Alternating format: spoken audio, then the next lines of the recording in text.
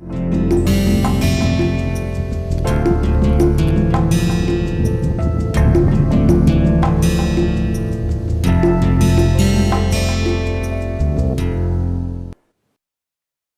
इन videos में profit maximisation की बात कर रहे हैं, जिसे हिंदी में हम लाभ अधिकतमीकरण कहते हैं। हमने एग्जाम्पल्स लिए थे जिसमें हमारे पास एक इनपुट था, है ना, एक आगत था और एक आउटपुट था, और फर्म जो कि ब्लैक बॉक्स के माफिक काम कर रहा था, फर्म ने लो वैल्यू इनपुट को हाई वैल्यू आउटपुट में कन्वर्ट किया और उससे जो प्राप्त हो रहा है उसमें उसने फायदा कमाया। और हमने ये देखा कि जो इनपुट की मात्रा एक फर्म यूज करता है वो इनपुट और आउटपुट के प्राइस पे डिपेंड करता है। इसको हम मैथमेटिकली भी देख सकते हैं कि हमारे प्रॉफिट मैक्सिमाइजेशन में हो रहा है P, जो कि मूल्य है एक यूनिट ऑफ आउटपुट का, एक यूनिट उत्पाद का, और W जो कि एक यूनिट आगत का मूल्य है, इसको मैक्सिमाइजेशन किया जा रहा है। और हमने पाया कि P MP जो है सो ऑफ कोर्स x का फंक्शन होगा, ये W के बराबर होना चाहिए। चूंकि P भी नोन है मार्केट में, W भी नोन होगा मार्केट में कि एक यूनिट इनपुट कितने में मिल रहा है और एक यूनिट आउटपुट कितने में बेचा जा रहा है। तो यहाँ से हम x निकाल सकते हैं और x जो हमें मिलेगा वो P और W के फलन के रूप में मिलेगा। और इसको, ये जो x स्टार है, ये क्या है? ये इनपुट की मात्रा जो फर्म खरीदता है बाजार से, ये डिपेंड करता है कितनी मात्रा खरीदी जाएगी, वो आउटपुट के प्राइस पे और इनपुट के प्राइस पे। तो इसको हम लोग फैक्टर डिमांड कह सकते हैं। फैक्टर डिमांड, फैक्टर मतलब क्या हुआ कि क्या यूज कर रहा है फर्म प्रोड्यूस करने के लिए। हिंदी में उसको हम लोग कह सकते हैं साधन मांग वक्र, है ना। इसको कभी कभी हम लोग इनपुट डिमांड फंक्शन भी कहते हैं। लिख रहे हैं यहाँ पे इनपुट डिमांड फंक्शन, आगत मांग फलन, है ना, आगत मांग वक्र भी कह सकते हैं। तो अगर हम समझें कि एक कंज्यूमर और एक प्रोड्यूसर की तुलना करें, कंज्यूमर किसी बंडल को खरीद रहा है क्योंकि वो कंज्यूम करना चाहता है और उससे उसे उपयोगिता मिलती है। वो ऐसे बंडल को खरीदेगा जिससे उसे ज़्यादा से ज़्यादा उपयोगिता मिले। उसी तरह एक प्रोड्यूसर है, एक बंडल जो कि डिफरेंट इनपुट्स का बंडल है, डिफरेंट आगतों का बंडल है, वो मार्केट से खरीदना चाहता है। क्यों? ताकि उसको आउटपुट में बदल सके, उन इनपुट को आपस में मिला करके उसको आउटपुट में बदल सके, और निसंदेह आउटपुट का वैल्यू ज़्यादा होना चाहिए, तभी तो वो ऐसा ट्रांसफॉर्मेशन, ऐसा बदलाव करेगा। और वहाँ पे उसका एम होता है ज़्यादा से ज़्यादा प्रॉफिट कमाना। कंज्यूमर का एम होता है ज़्यादा से ज़्यादा यूटिलिटी, यहाँ एम होता है ज़्यादा से ज़्यादा प्रॉफिट कमाना। लेकिन उसके लिए जो उसकी मांग होती है, क्योंकि इनपुट वो बाजार से खरीद रहा है, तो इसकी जो मांग होती है वो हमने निकाला है कि वो डिफरेंट प्राइसेस पे डिपेंड करता है और ये फलन के माफिक होता है। और हमने देख ही लिया कि अगर W के बदलने से X में कैसे बदलाव आता है। हमने देखा था कि अगर W बढ़ता है तो X घट जाता है, उसी तरह अगर W घटेगा तो X बढ़ जाएगा। तो हमें कुछ एक ऐसा डिमांड फंक्शन मिलेगा जहां यहाँ पे W है और यहाँ पे X की खरीदी जाने वाली मात्रा है। इसी को हम लोग फैक्टर डिमांड कर्व कह सकते हैं। तो इस बात को हमें ध्यान में रखना है। उसी तरह से अगर हमारे पास फैक्टर है, हमने जब x निकाल लिया, x as a function of दोनों प्राइसेस P एंड W, तो फर्म क्या कर रहा होता है? फिर से ये देख लें, फर्म इनपुट को लेता है, आगतों को लेता है और यहां से आउटपुट दे रहा होता है। और हमने कहा है कि ये जो आउटपुट होता है, अगर हम एक इनपुट एक आउटपुट वाला सिस्टम ले लें, तो ये जो आउटपुट होता है y, वो x पे डिपेंड करता है, क्योंकि कम प्रोड्यूस करने से तो कोई फायदा नहीं है। ये क्या है? ये जो है प्रोडक्शन फंक्शन है, ये बताता है कि x को यूज करके मैक्सिमम कितना y मिल सके। तो कम y लेने का तो कोई पॉइंट नहीं है, क्योंकि प्रॉफिट उसमें मैक्सिमाइज नहीं होगा। ज़्यादा y, जितना ज़्यादा पॉसिबल है उतना करके ज़्यादा से ज़्यादा प्रॉफिट कमाना है फर्म को। तो तो यहाँ पे इसको हम आगे लिख सकते हैं कि f और x अभी हमने निकाला है कि ये जो फंक्शन होगा p एंड w का, तो इस तरह से हम देखेंगे कि y भी जो है एक फंक्शन हो जाएगा p एंड w का, है ना।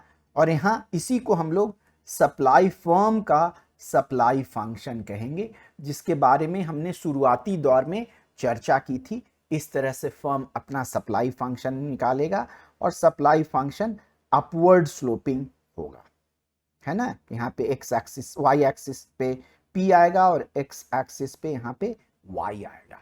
ये बढ़ता हुआ होगा। कैसे बढ़ता हुआ होगा हमने ये निकाला नहीं, लेकिन आपको याद रखना चाहिए कि एक जो आइसोप्रोफिट लाइन होता है वो ज़्यादा, उसका ढलाव जो है ज़्यादा कब हो जाता है, जब या तो W बढ़े या P घटे। तो x का जो x में जो बदलाव W की वजह से होता है वैसा ही उल्टा, उसका ठीक उल्टा बदलाव P के बदलने पे होगा। तो इसी तरह x अगर W के बढ़ने से x घटता है तो P के बढ़ने से x जो है सो बढ़ेगा, और अगर x बढ़ेगा तो y चूंकि x का बढ़ता हुआ फंक्शन है तो ये भी बढ़ जाएगा, और यहाँ पे हमें ऊपर की तरफ ढलाव वाला अपवर्ड स्लोपिंग सप्लाई फंक्शन मिलेगा। आइए अब देखते हैं profit maximisation and return to scale में क्या संबंध है, क्या रिलेशन है। तो यहाँ पे हम लिख रहे हैं प्रॉफिट मैक्सिमाइजेशन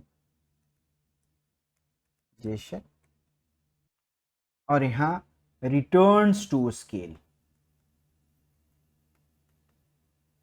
हिंदी में इसे हम लाभ अधिकतमीकरण कह रहे हैं। और ये जो हो गया रिटर्न टू स्केल जो है वो पैमाना मतलब स्केल हो गया, पैमाने का प्रतिफल है, रिटर्न्स प्रतिफल हो गया। तो अगर हमारे पास, आइए देखते हैं, इंक्रीजिंग रिटर्न टू स्केल है तो क्या हम प्रॉफिट मैक्सिमाइजेशन कर सकते हैं।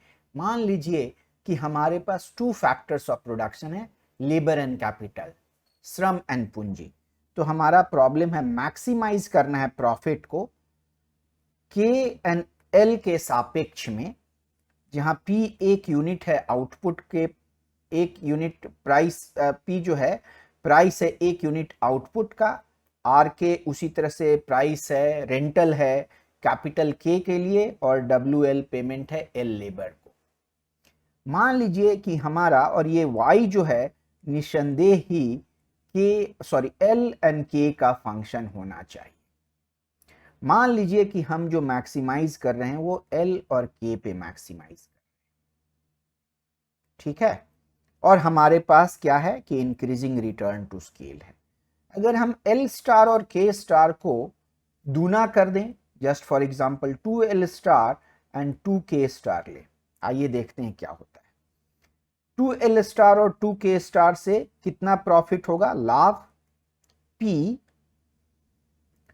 2L स्टार, इसको कर ले F 2K star minus R 2K star minus W 2L star. ये जो है बड़ा होगा किससे, ये बड़ा होगा P 2F L star and K star से। क्यों, पहले इसको और इसको कंपेयर करें, क्योंकि हमारा इंक्रीजिंग रिटर्न टू स्केल है तो 2 बाहर चला जाएगा और 2 टू द पावर K होगा। K चूंकि स्केलिंग अप हो रहा है, 1 या 1 से ज्यादा होगा, तो 2 टू द पावर K 2 से ज्यादा होगा। इसी वजह से इसके सापेक्ष में ये वाला टर्म जो है इस वाले टर्म से बड़ा हो जाएगा। और उसी तरह से हम लोग 2 यहां से कॉमन लें, RK स्टार 2WL स्टार, और ये जो बराबर होगा 2PF L star K star के minus RK star minus WL star, ठीक है। और ये चूंकि इतना पाई के बराबर है, हमने डिफाइन किया था, सॉरी इसको पाई से नहीं डिफाइन करते हैं हम, इसको बेसिक वाले को, जो हमारा L और K स्टार से जो प्रॉफिट मिल रहा है वो मैक्सिमम प्रॉफिट पाई है। तो ये जो हमें पाई मिल गया। तो हमने देखा कि अगर हम एल और के को दूना कर देते हैं तो हमारा प्रॉफिट जो है सो दूना से ज़्यादा बढ़ जाता है। इसका यही मतलब है कि हमारा एल स्टार एंड के स्टार पे प्रॉफिट मैक्सिमाइजेशन नहीं हो रहा था। तो इस रीजनिंग से हम समझ सकते हैं कि अगर हमारे पास इंक्रीजिंग रिटर्न टू स्केल है तो हम कभी प्रॉफिट मैक्सिमाइज कर ही नहीं पाएंगे। हम हमेशा इनपुट को बढ़ा देंगे और प्रॉफिट हमारा बढ़ता चला जाएगा। यही लॉजिक हमारे पास आता है जब कांस्टेंट रिटर्न टू स्केल है। अगर हमारा बेसिक प्रॉफिट जो है वो पाई है और यहाँ पे L star K star minus R K star minus W L star मिल रहा है, और अगर हम प्रॉफिट को यहाँ इनपुट्स को दूना कर दें तो हमें क्या प्रॉफिट मिलेगा, 2L स्टार 2K स्टार यहाँ minus 2RK star minus 2WL star. और ये जो है चूंकि दो कांस्टेंट रिटर्न टू स्केल है तो ये दो हम बाहर निकाल ले सकते हैं और ये दो यहाँ पे आ जाएगा। तो ये बराबर हो जाएगा 2 पाई के। क्यों बराबर हो जाएगा, क्योंकि हमें मिल रहा है 2PF L star K star, ठीक है, दो को कॉमन ले रहे हैं, minus R K star minus W L star, और ये जो है बराबर है पाई के। तो ये मिलके आपको 2 पाई हो जाएगा, प्रॉफिट बढ़ गया। एक ही कंडीशन में यहाँ हमारा काम चल सकता है जब पाई हमारा 0 हो। तो हमें कांस्टेंट रिटर्न टू स्केल में तभी हम प्रॉफिट मैक्सिमाइजेशन कर पाएंगे जब हमारा प्रॉफिट ऑप्टिमल प्रॉफिट 0 आ रहा हो। तो इस बात पे भी हम ध्यान देंगे कि भाई जब ऑप्टिमल प्रॉफिट 0 आ रहा है तो हम ये वेंचर, ये फर्म चलाएंगे क्यों, क्या फायदा है हमें ये फर्म चलाने में। तो आपको हम बता दें कि अगर आप फर्म चला रहे हैं, आपके भाई साहब की जो दुकान है वो दुकान ओन करते हैं और उसमें रॉ मटेरियल ला करके जो सामान बेच रहे हैं, तो हम जब फर्म का प्रॉफिट मैक्सिमाइज कर रहे हैं, लाभ अधिकतमीकरण कर रहे हैं, तो नॉट ओनली हम लोग रॉ मटेरियल का खर्च देख रहे हैं, उनको as a worker in that shop क्या पेमेंट हो रहा है वो भी हम कंसीडर कर रहे हैं। तो प्रॉफिट 0 उतना भी बुरा नहीं है क्योंकि भाई साहब को वहां पेमेंट हो रहा होगा, है ना। तो इसलिए हम इकोनॉमिक्स में ये हमारा CRS में प्रॉफिट 0 आ जाता है।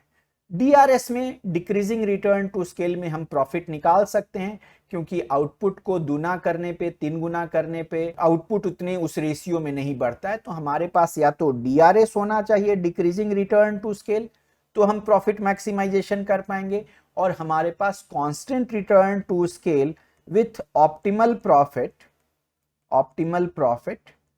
0 होना चाहिए, तभी हम प्रॉफिट मैक्सिमाइजेशन कर सकते हैं। अब जब हम प्रॉफिट की बात कर रहे हैं, हमने ये निकाल ही लिया, फिर से हम एक बार देख लें, एक तरह से इस बार रिपीट भी हो जाएगा कि हमने जो प्रॉब्लम एक डिमेंशन में किया है कि P F x minus W x, और इसको एक्स के सापेक्ष में मैक्सिमाइज कर रहे हैं, और यहां से हमने निकाला एक्स जो है वो एक फंक्शन होगा पी और डब्ल्यू के लिए, है ना, और इसको हम लोगों ने इनपुट डिमांड फंक्शन कहा। उसी के बाद हमने निकाल लिया कि y स्टार जो होगा, ये y स्टार जो होगा सो एफ एक्स स्टार के बराबर होगा। तो ये जो होगा एफ एक्स स्टार जो है सो p और w का फंक्शन है, तो यहां से हमें y स्टार जो है एक p और w का फंक्शन मिल जाएगा। इसको हमने सप्लाई फंक्शन कहा। अब हम मैक्सिमाइज कर रहे हैं इस प्रॉब्लम को, देखिए इस प्रॉब्लम को हम मैक्सिमाइज कर रहे हैं। अगर x की जगह हम ऑप्टिमल x यूज करें या fx की जगह ऑप्टिमल y यूज करें और यहाँ ऑप्टिमल x यूज करें, तो हमें जो प्रॉफिट मिलेगा वो मैक्सिमाइज प्रॉफिट होगा। हम इसको लिख सकते हैं maximum x p f of x minus W x, इसको लिख सकते हैं p f x star p w minus W x star P W. ये जो है इसको हम लोग ऑप्टिमल प्रॉफिट कहेंगे, है ना, ये मैक्सिमाइज प्रॉफिट है। यहाँ एक्स स्टार एक फंक्शन है पी और डब्ल्यू का, और यहाँ भी एक स्टार फंक्शन है पी और डब्ल्यू का। तो अल्टीमेटली जो हमें प्रॉफिट यहाँ मिल रहा है, और यहाँ इसको छोटे पाई से डिनोट करेंगे, ये सिर्फ market prices P and W पे डिपेंड करेगा। इसको हम लोग प्रॉफिट फंक्शन कहते हैं। आप एक चीज समझ लीजिए कि प्रॉफिट एंड प्रॉफिट फंक्शन में क्या डिफरेंस है। प्रॉफिट जब हम निकाल रहे हैं तो हम कुछ इनपुट, कोई भी एक इनपुट ले रहे हैं, उस इनपुट से हमें कोई मतलब एक आउटपुट मिल रहा है, और उससे जो हम रेवेन्यू माइनस कॉस्ट करके जो निकाल रहे हैं, रेवेन्यू माइनस कॉस्ट, ये हमें प्रॉफिट मिल रहा है, और उसको कैपिटल पाई से हम लोग डिनोट कर रहे हैं। यहाँ पे हम कोई भी इनपुट एक्स नहीं ले रहे हैं, यहाँ पे हम देख रहे हैं कि इनपुट के प्राइसेस क्या हैं, डब्ल्यू, आउटपुट का प्राइस क्या है, पी।